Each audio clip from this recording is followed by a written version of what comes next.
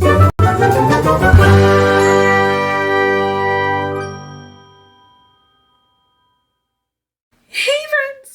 back to my channel. Welcome back to Top 5 Wednesdays. I initially called this Wacky Wednesday, but I think I'm going to go with Top 5 Wednesdays. And at the beginning of the year, like going into 2024, I was super excited to start posting these Top 5 videos and everything. By the way, the group with the prompts is always linked down below in all my videos, so go check it out if you are a content creator and sometimes get stuck on what you could be doing, like blogging or vlogging or whatever your channel is, and you want to use that group, go for it. But I'm really hard on myself, okay? And I missed quite a few posts in 2023 for the Top 5 Wednesday or the Wacky Wednesday or whatever you want to call it. And then I kind of just stopped caring and I didn't do it. So when I first looked at the prompts, I didn't immediately think of something to do for the first 2 prompts. And then I'm just like, well, it's not supposed to be easy though. So give me a little bit of grace with this series as I'm starting it up again. But I'm hoping that this will become a more consistent part of my channel. And if the first few times it's like I do 1 week in January and 2 weeks in February, and it's like very slow going, just be patient with me. Have a little grace with me. I'm always hard on myself as it is, so it's okay. But for this week, for our Top 5 Wednesday, is siblings. Like fictional siblings that you love this sibling group. So I do have 5. I'm going to try and keep it to 5 every week because, Top 5 Wednesday. So my top 5 sibling group. They're not necessarily in the correct order. The most recent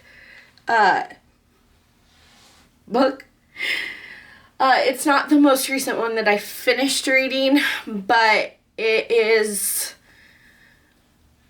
one that I finished today. Yeah, I'm on a reading sprint.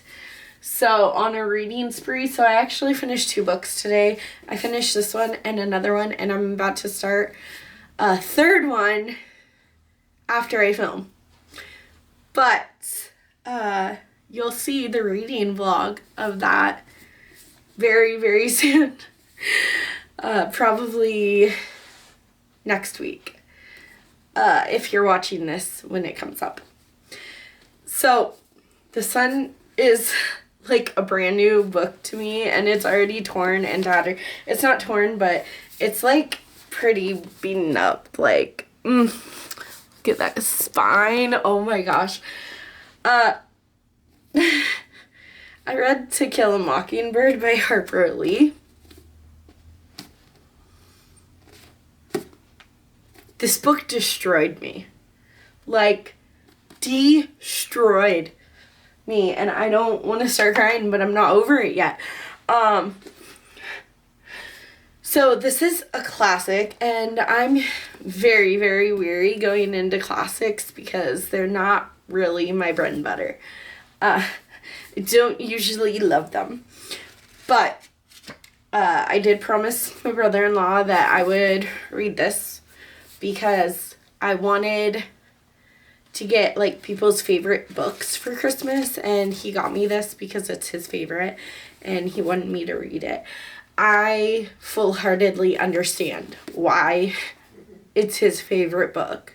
I do not 100% agree because nothing is ever gonna win over Where the Red Fern Grows, but this is a very good contender for like favorite book of all time. With that being said, let me just tell you about these children that you follow in this book. So it's 1960s. There's lots of hate going on, and Atticus is the dad. I don't really know why they don't call him dad, but they call him Atticus, which is his name. And you follow from Scout's perspective, which, like, she is my friend. She is probably me, because she's very curious about the world, and she just wants to go on adventures, and she doesn't understand all the hate in the world at the time, and she just wants peace. She just wants the world to be a better place. And, you know, her and her brother Jim,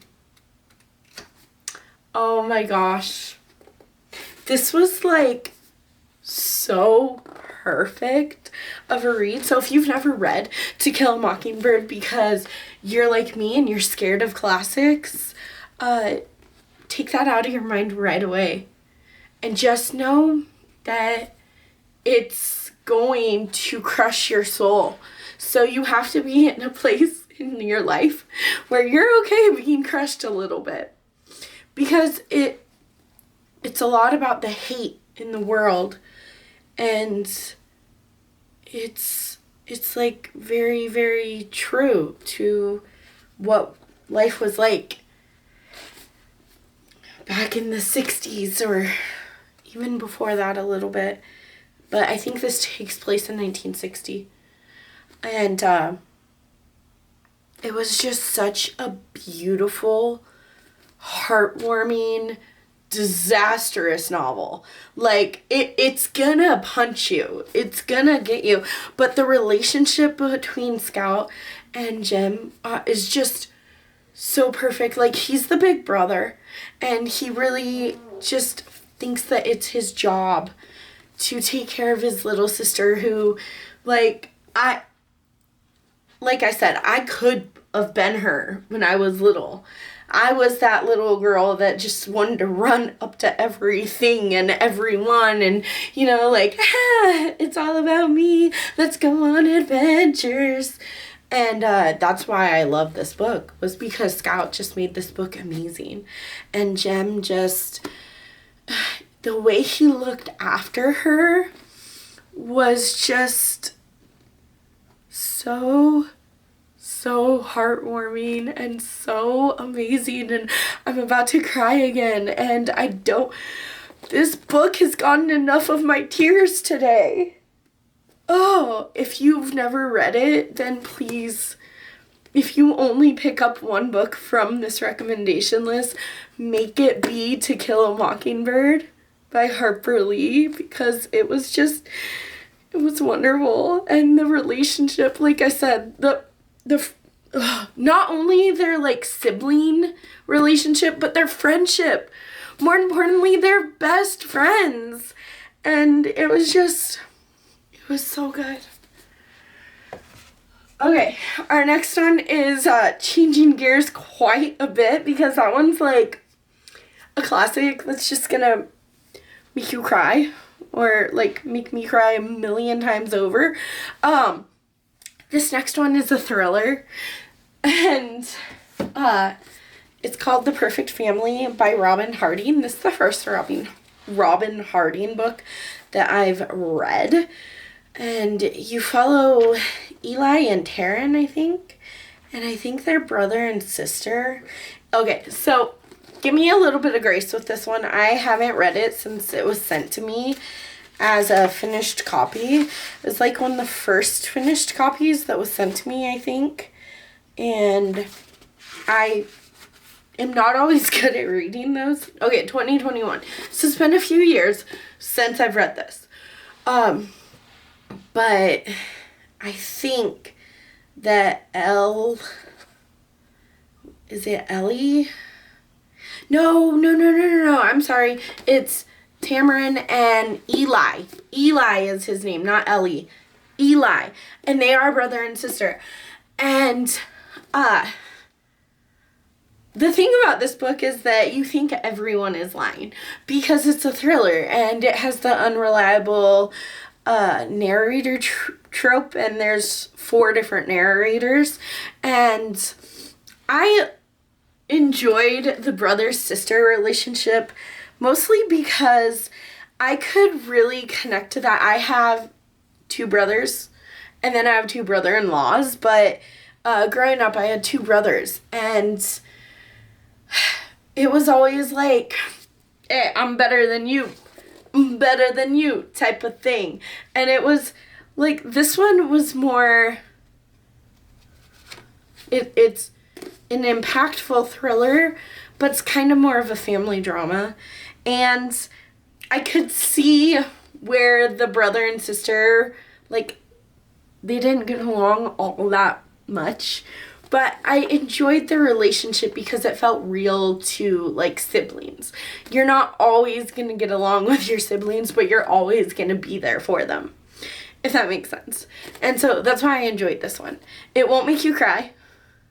Yeah, this one will not make you cry, but you will be wondering, like, who's telling the truth and what's really going on in this book. And it was really good. I love this thriller. Then I have a middle grade book, which is really weird for me because I don't read a lot of middle grade, but the sibling relationship in this book is amazing. So you follow Finn, Chess, and Emma. And they are so different. They are completely different in personality, which I love. But Emma feels like she has to... Let's see. Okay, so Chess is the oldest, and he is the one that has to protect Finn and Emma. And Emma is kind of like that adventurous little girl that just wants to go do all the things and see all the stuff. And Finn is like her sidekick. And I just thought that this was really cute. So this is a middle grade horror novel. So it's like middle grade, but it is scary. There's like multiple dimensions and weird things, disappearing kids and weird things going on. But it was just a lot of fun. And I especially loved the relationship of Chess trying to take care of and be the protector and the provider for his family, for his siblings. Okay, this one I read in 2023. It was on this list of best books. So if you haven't seen it, go check it out. It'll be linked up here. This one is Happiness Falls by Angie Kim. I absolutely loved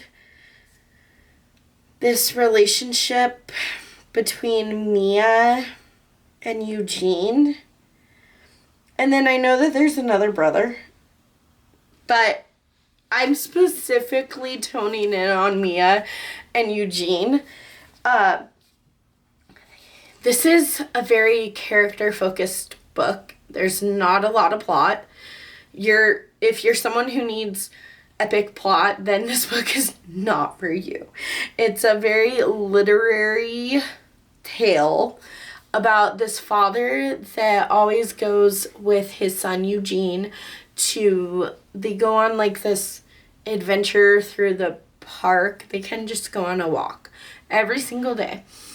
And when Eugene comes back home without his dad, something you need to understand about Eugene is that he's mute. And he's autistic. And when he comes home without dad, it's like, well, what happened to dad? And then you kind of get differing perspectives of what's going on, and every character is telling their story from their perspective. And particularly love how much love Mia has for Eugene, because she's like, I don't know what's going on in his mind. Many times I don't understand him, and I wish I did, but where's my dad? And she's like kind of doing this balancing act of trying to find her dad and what happened to him, but also trying to protect Eugene, because the working theory that the police have is that Eugene had something to do with his disappearance, or that her dad ran away with a mistress. And neither of those options work for Mia, and I just love her dedication to her family as a whole, because yes, she really, really wants to know what happened to her dad, but at the same time, she really, really needs to protect Eugene, because Eugene's her baby brother. And I felt that. I felt that so much. Gosh. So we are at the final book, this final like sibling relationship that I love. I would not recommend this book for everyone. In fact, I have recommended it, and a lot of people, like, they like the book, but there's some content in here that definitely needs some content warnings. So if you've never read All the Ugly and Wonderful Things by Bryn Greenwood, but you are intrigued to be, but you don't know the content warnings, please message me, comment down below, or message me on Instagram, and I will spill the beans on the content warnings, because this is another literary fiction book, but it's awful. It's so awful. I love this book. It has such a special place in my heart. But you follow this 12-year-old girl named Wavy, whose parents are drug dealers. And so she kind of has to grow up super fast. She has to take care of her baby brother, who is like 6, I think. It's not important. She basically is his caretaker, his provider. She gets him to school. She makes sure he has food. She does everything she can for her baby brother when she is just a child herself. But more importantly, the story goes off. This story just goes off so hard, because Wavy meets this Dolan. No, Dolan is her brother. Keelan, who is 18 when they meet. So a significant age difference, especially when you're only 12. And he basically like starts taking care of her because he knows that her home life is not good. But somewhere along the line, it kind of turns into a romantic relationship. And although this is not a romance, I would never classify this as a romance. There is that romance involved, and they're like 12 and 18, and that is, some would say, like, that's very highly illegal. Like, it is. It's wrong. It's bad. But somehow this book was so beautiful. I especially love the focus on Wavy and her baby brother, how she had to grow up so fast. So if you like the darker things in life, it's not a romance book at all, but there is that relationship in there. If you like that kind of thing, then I would recommend this, but be wary of it at the same time. I love the sibling relationship, the dynamic. Just Wavy is amazing, and I just really like this book, but again, this one made me super, super duper emotional. So be ready for a ride if you pick this book up. So that is my top 5 for Top 5 Wednesday this week. I hope you enjoyed this video. Don't forget to smash that like button and subscribe to my channel. I will see you in the next video. Bye.